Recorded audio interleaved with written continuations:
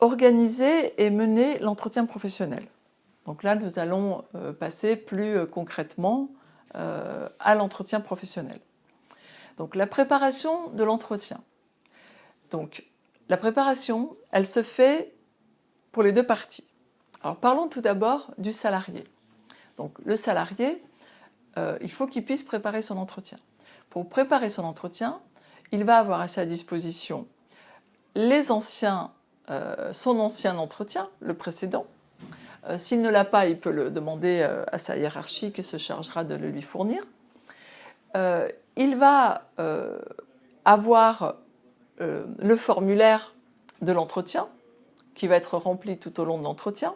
Donc il va en avoir un vierge pour pouvoir remplir la partie qui l'intéresse.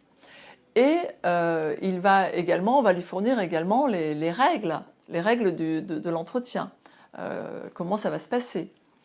Et il recevra donc une convocation à l'entretien et muni de ces éléments, donc de la grille à remplir, du formulaire grille à remplir, plus de son ancien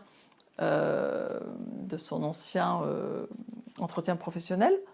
Et il pourra aussi se tourner vers les RH qui peuvent l'aider, notamment sur les dispositifs de la formation.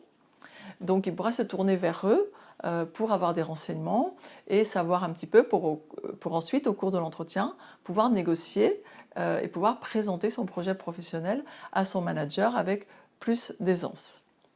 Donc ça, c'est pour la partie salarié. Pour la partie manager, c'est-à-dire la personne qui va faire passer l'entretien. Donc cette personne-là, elle doit aussi se préparer. Donc pour cela, elle doit visualiser le parcours de la personne sur les 2 dernières années. Elle doit regarder quelles sont les formations que la personne a réalisées.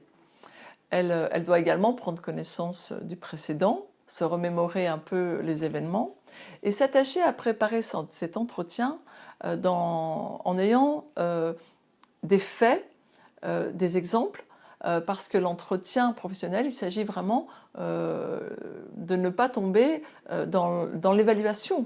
Donc on ne juge pas la personne, mais on juge vraiment la situation. En fait, c'est un bilan, c'est un moment d'échange entre les deux personnes. Et c'est un moment d'échange justement en dehors de la pression quotidienne. Donc c'est pour cela qu'il demande une certaine préparation.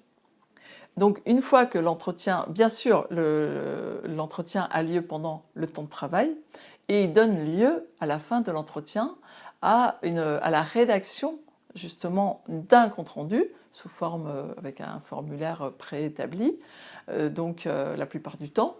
Et il donne donc le résultat est un document écrit qui est partagé et dont le salarié a une copie et qu'il aura conjointement signé avec sa hiérarchie.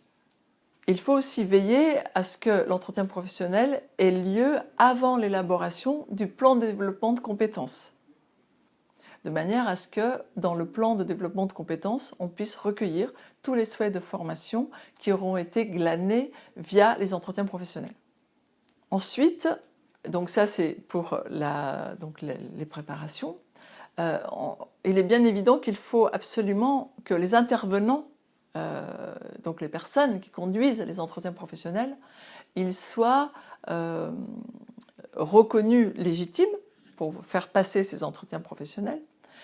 Donc il faut aussi qu'ils aient pu être formés pour passer les entretiens professionnels et il faut qu'ils aient au minimum certaines connaissances concernant les dispositifs de la formation pour pouvoir apporter des réponses. Mais ils peuvent néanmoins renvoyer le salarié pour avoir plus de précision par la suite, après l'entretien, vers les RH bien sûr. En résumé, pour le contexte matériel, donc on va avoir une convocation, on va avoir une grille d'entretien et donc les grilles d'entretien, à partir du moment où elles abordent le cadre de la nouvelle loi, c'est-à-dire parler du projet professionnel avec le salarié, après, toutes les autres composantes sont laissées à l'appréciation de l'entreprise. Ce qu'il faut, c'est que dans cette grille-là, on aborde donc les questions de projet professionnel.